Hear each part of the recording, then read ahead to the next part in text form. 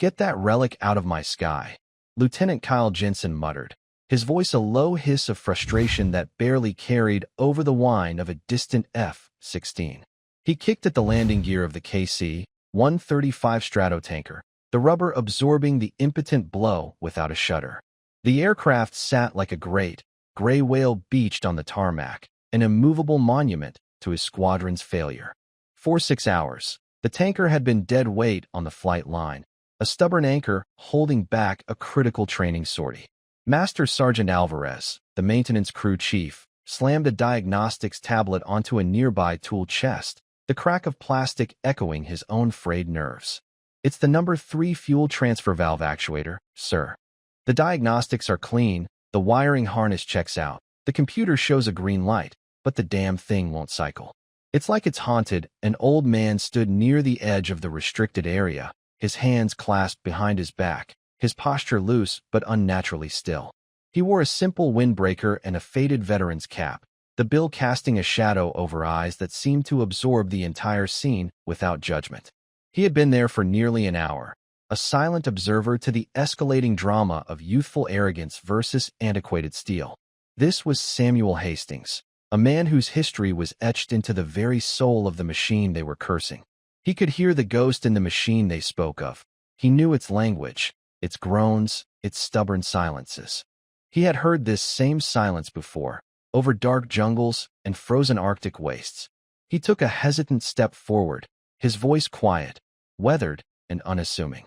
"It might be the manual override linkage," he said, not to anyone in particular, but to the air itself. "Sometimes it gets seized with pressure fluctuations." Jensen spun around, his face a mask of incredulous irritation. "And who are you?" he snapped, his eyes sweeping over the old man's civilian clothes with dismissive speed. "Retiree day is next Tuesday, Pop. This is an active flight line. We've got this handled." Alvarez smirked, wiping grease from his hands with a rag. "Thanks for the input, Grandpa, but we're a little beyond checking the cotter pins. This is a fly-by-wire interface system. It's all digital. The linkage you're talking about hasn't been a primary failure point since before this lieutenant was born." The condescension was thick, a suffocating blanket of misplaced confidence. Samuel simply nodded, his gaze drifting back to the hulking aircraft. He said nothing more, retreating a step, melting back into the periphery. He wasn't offended. He was simply observing a familiar pattern. He had seen young, brilliant engineers, their minds filled with schematics and theories, talk themselves into a corner while the simple, physical truth sat waiting to be acknowledged. He could feel the tension in the aircraft's metal skin, a silent protest against the prodding of unfamiliar hands. The smell of jet fuel, sharp and intoxicating, was a key that unlocked 1,000 memories. It was the perfume of his life, a scent that carried him back across decades, across oceans, across the threshold of his own youth. Jensen and Alvarez returned to their huddle, their voices now a low murmur of technical jargon and frustrated blame-shifting. They ran another diagnostic, then another. They rebooted the system. They called in a specialist from the avionics shop, a young airman with an even more expensive tablet, who tapped and swiped at his screen with furious concentration before shrugging, defeated.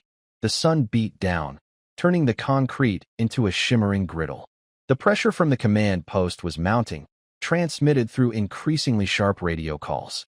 Every minute the tanker sat idle was another minute a squadron of fighter pilots circled in a holding pattern, burning fuel and patience. Samuel watched it all, his expression unreadable. He wasn't watching the men anymore. He was listening to the plane. He could almost hear the faint, metallic creak of a seizing joint, a sound no digital sensor could ever detect, a whisper only audible to an ear trained by a lifetime of service. The sharp, metallic clatter of a dropped wrench against the concrete sent a jolt through Samuel, not of surprise, but of memory. The sound was a tuning fork that resonated with a specific frequency buried deep within him. The bright, sterile flight line dissolved, the oppressive afternoon sun replaced by the humid darkness of a forward operating base in a place whose name was now just a whisper in history books. He was 25 again, his face slick with a mixture of sweat and hydraulic fluid, the air thick with the smell of jungle rot and fear. A different KC-135, its skin pockmarked by shrapnel, sat wounded under the eerie green glow of emergency floodlights. The air was alive with the distant thud of artillery. Inside the cockpit, a young pilot, his voice strained and tight, had relayed the same problem. A fuel valve stuck. They were leaking fuel, and a flight of F-4 Phantoms, running on fumes after a long engagement, were circling overhead, desperate for the gas that would get them home. Panic was a living thing in the humid air, a coiling snake in the guts of the crew. But his mentor, a grizzled old chief named Mac, had simply placed a calming hand on his shoulder. "Forget the book, kid," Mac had rasped, his voice a low rumble. "Listen to the bird. She's telling you what hurts." And so he had. He had ignored the frantic chatter, the blinking red lights, the screaming alarms. He had closed his eyes and listened, tracing the systems not with his fingers on a schematic, but with his mind, feeling the flow of fuel, the pulse of the pumps, the tension in the cables. The problem wasn't in the complex electronics. It was simpler, deeper. A tiny piece of debris, shaken loose by a hard landing, had wedged itself in the manual linkage, preventing the actuator from seating properly. It was a one-in-a-million fault, something no diagnostic could find. He had fixed it with a long screwdriver and a carefully aimed tap from a ball-peen hammer. The memory was so vivid he could feel the ghost of the hammer's handle in his palm. He blinked, and the jungle night receded, replaced by the harsh glare of the modern air base. The young men were still tapping on their screens. They weren't listening. They were just looking. "Are you still here?" The voice was sharp, cutting through Samuel's reverie. Master Sergeant Alvarez stood before him, hands on his hips, his face flushed with heat and anger. "Sir, with all due respect, you are a security risk. This is a restricted area. If you don't have official business, I need you to leave." The pretense of politeness was gone, replaced by raw, undisguised aggression. Lieutenant Jensen stood behind him, arms crossed, a silent pillar of support for the NCO's hostility. The failure was now public, and they needed a target for their humiliation. The old man in the faded cap was the perfect scapegoat. "I was just watching," Samuel replied, his voice still level, betraying no hint of irritation. "She's a fine bird. Just a little misunderstood." Alvarez let out a short, barking laugh. "Misunderstood? It's a machine, old man. A broken machine. And we don't need a fan club." He took a step closer, his shadow falling over Samuel. "I'm not going to ask you again." Leave from across the tarmac. Another figure was approaching. Chief Master Sergeant Thompson, the base's senior enlisted leader, had been drawn by the commotion. He was a man who moved with the quiet efficiency of someone who had seen everything the Air Force had to offer, from catastrophic failures to dazzling triumphs. He was on his way to deliver a dressing down of his own to the maintenance crew, but something about the scene stopped him. He saw Alvarez, puffed up with authority, bearing down on a stooped civilian. It was a common enough sight, a retiree straying too far, lost in nostalgia. But then he looked closer at the old man. He wasn't stooped in deference. He was coiled, his stillness a form of immense, contained energy. Thompson's eyes narrowed, scanning, searching for a detail that felt out of place. He saw the faded cap, the worn jacket, and then, as the old man shifted his weight, a sliver of pale blue ink on the weathered skin of his forearm, just below his watchband. It was a faded tattoo, blurred by time and sun, but the image was unmistakable to a man like Thompson. A winged horse, Pegasus, leaping through a darkened sky. Chief Thompson felt the air leave his lungs. His mind, a library of military insignia and unit histories, instantly supplied the context. That was not just any tattoo. It was the unofficial crest of a unit that existed more in legend than in official records. A special operations squadron from the Cold War, the pioneers of deep penetration aerial refueling, men who flew unarmed tankers into contested airspace to support missions the public would never know about. They were ghosts, innovators, masters of their airframe, who could practically rebuild it in midair. To have served with them was to be part of an invisible priesthood. Thompson's pace quickened, his mission changing from reprimand to intervention. He saw Alvarez gesture dismissively, turning his back on the old man to say something to the approaching security forces patrol. "Get him out of here. And check his credentials. I want to know who let him wander onto my flight line." The young security policeman, eager to please a master sergeant, approached Samuel with a stern expression. "Sir, I need you to come with me." But before he could lay a hand on the old man's arm, Thompson's voice, a low and commanding rumble, cut through the air. "Belay that, airman!" The policeman froze. Alvarez and Jensen turned, surprised by the chief's sudden appearance and his tone. Thompson walked past them, his eyes fixed on Samuel, his face a mixture of awe and dawning horror at what he had just witnessed. He stopped a respectful distance from the old man. He didn't speak. He simply looked at the faded tattoo on Samuel's arm, then up at his weathered face. He saw the quiet dignity, the profound patience, the utter lack of fear or anger in the old man's eyes. He saw a living legend being treated like a trespasser. Thompson slowly, deliberately, brought his hand to his brow in a salute. It wasn't the casual gesture of daily routine. It was a sharp, perfect, ramrod-straight salute of profound and unconditional respect, the kind a warrior gives to a revered elder of the tribe. The flight line fell silent. The abrupt, formal salute from the base's highest-ranking enlisted man was a bomb detonating in the silent tension of the flight line. The young security policeman's jaw went slack. Lieutenant Jensen's condescending smirk dissolved into a mask of pure confusion. Master Sergeant Alvarez, who had been basking in his own authority just moments before, felt a cold dread snake its way up his spine. Something was terribly wrong with his picture of the world. Chief Thompson held his salute, his arm rigid, his gaze locked on Samuel Hastings.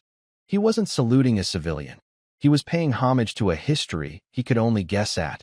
He pulled out his phone, his movements swift and economical. He scrolled to a single number on his contact list, one he rarely used. "Sir," he said into the phone, his voice low but urgent, "Chief Thompson at Edwards. You need to come to the main flight line. Now." "It's about a Pegasus." There was a pause, and then the chief simply said, "Yes, sir." "That's what I thought." He hung up, his eyes never leaving Samuel. 10 minutes later, a black staff car with a single blue flag bearing 4 silver stars on its fender raced across the tarmac, its tires squealing as it came to a halt. The back door flew open and General Marcus Thorne, commander of Air Mobility Command, emerged. He was a mountain of a man, his uniform immaculate, his face a granite testament to a career spent in command. He ignored the flustered base commander who was jogging to meet him. He ignored the stunned maintenance crew. His eyes scanned the small group and locked onto the old man in the faded veteran's cap. General Thorne marched directly to Samuel Hastings. He stopped precisely 3 feet away, his back ramrod straight. He brought his hand up in a salute so sharp it seemed to cleave the air. "Mr. Hastings," the general's voice boomed, a parade ground command that echoed across the concrete. "It is an honor, sir." Samuel, for the first time, showed a flicker of a smile. He gave a slow, tired nod. "General, it's been a long time." The world seemed to tilt on its axis for Jensen and Alvarez. Their brains struggled to reconcile the image of the doddering old man with the 4-star general now standing at attention before him. General Thorne dropped his salute but remained standing at a position of respect. He turned his head slowly, his gaze sweeping over the assembled crowd of gawking airmen, finally settling on the pale, terrified faces of Lieutenant Jensen and Master Sergeant Alvarez. His eyes were chips of ice. The fury in them was cold, ancient, and absolute. "Do you have any idea who you have been speaking to?" he asked, his voice deceptively calm, a quiet rumble that promised a hurricane. Neither man could form a word. Their throats were constricted with fear. "That man," the general said, pointing a finger at Samuel, "is Samuel Hastings. Does that name mean anything to you?" "No, of course it doesn't. You read digital manuals. You don't read history." He took a step toward them, and they flinched as if he had struck them. "Mr. Hastings was a senior master sergeant flight engineer on this exact airframe before your parents were born. He holds more flight hours in the KC-135 than your entire wing combined. He flew over 200 combat missions in Vietnam, refueling thirsty fighters in the dark, under fire. When boys your age were learning to ride a bicycle, the general's voice began to rise, each word a hammer blow of truth. He was a founding member of Project Pegasus. He and a handful of other men wrote the book, not a digital file, a literal book, on emergency procedures for this aircraft. They invented tactics that are still classified. On the night of October 26, 1972, During Linebacker 2, Sergeant Hastings's tanker took a hit from a SAM fragment over Hanoi. It sheared a hydraulic line controlling the boom. With his boom operator wounded and the entire system failing, he bypassed 3 layers of safety protocols, crawled into the unpressurized aft section of the aircraft with nothing but a flashlight and a wrench, and manually locked the boom into place, saving a flight of 4 F-4s and his own crew. An act for which he was awarded the Air Force Cross. He paused, letting the weight of the name of the metal settle in the hot, still air. He did it by feel, by listening to the machine. He did it because he knew the soul of this airplane. The general turned his back on the 2 men, his dismissal more damning than any verbal reprimand. He faced Samuel again, his expression softening. "Sam," he said, his voice now filled with warmth.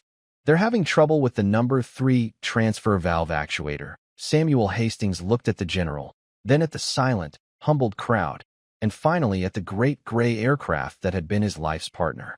He gave another slow nod. He walked toward the open maintenance panel, moving with a deliberate, unhurried grace. The crowd of young airmen parted before him like the Red Sea, their faces a mixture of shame and awe. He didn't ask for a tablet or a diagnostic tool. He simply reached for a long, slender screwdriver from the open toolbox. He peered into the complex nest of wires and hydraulic lines, his eyes tracing paths invisible to the others. He ignored the pristine, modern components and focused on a greasy, overlooked corner of the mechanism where the new digital actuator met the old analog linkage rod. He placed the tip of the screwdriver against a specific nut, a part of the manual override system that hadn't been touched in years. He didn't turn it. He just tapped the handle twice with the palm of his other hand. The taps were not hard, but they were precise, delivered with a lifetime of experience. A faint, metallic click echoed from deep within the machinery. A moment later, the actuator whirred to life, cycling smoothly. A green light on the panel, which had been glowing uselessly for hours, now seemed to shine with genuine meaning. The problem was solved. Samuel withdrew the screwdriver and placed it carefully back in the toolbox. He wiped a smudge of old grease from his finger with a clean rag. He had taken less than 30 seconds. He turned to leave, his work done. Lieutenant Jensen, his face ashen, stumbled forward. "Sir," he stammered, his voice cracking. "Mr. Hastings, I am so sorry. There's no excuse for my arrogance. For my disrespect." Samuel stopped and looked at the young officer.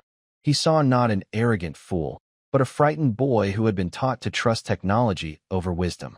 He placed a gentle, calloused hand on the lieutenant's shoulder. "Son," he said, his voice kind, "the bird doesn't care about your rank or your ego. It only cares about what you know. Keep learning." With those quiet words of grace, Samuel Hastings turned and walked away, escorted by the 4-star general who treated him not as a subordinate, but as a revered peer. The 2 old warriors walked across the tarmac, their conversation lost to the wind, 2 figures from a different era silhouetted against the setting sun. Behind them, the flight line began to stir back to life, but the atmosphere had been irrevocably changed. The KC-135, once a source of frustration, now seemed to sit with a renewed sense of dignity, a grand old lady whose secrets had been defended by one of her first and finest sons. Master Sergeant Alvarez stared at the simple linkage rod, the source of all their high-tech misery. He felt a profound, burning shame that went deeper than any official reprimand ever could. He had mistaken age for irrelevance, quietness for ignorance.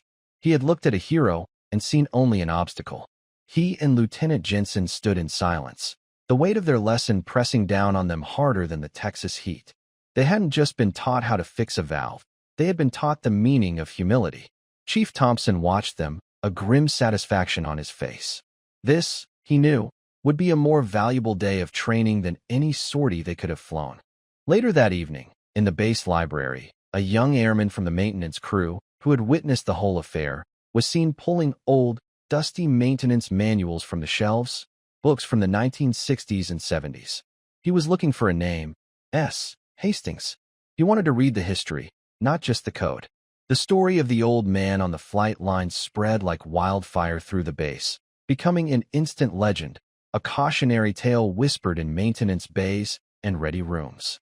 It was a story about an old tanker that refused to fly until it was touched by the hand of its master. It was a story about how the most important knowledge isn't always found on a screen, but in the memory and muscle of those who came before. And it was a story about a quiet, unassuming hero who reminded an entire generation of warriors that true honor is not worn on a sleeve, but carried in the soul.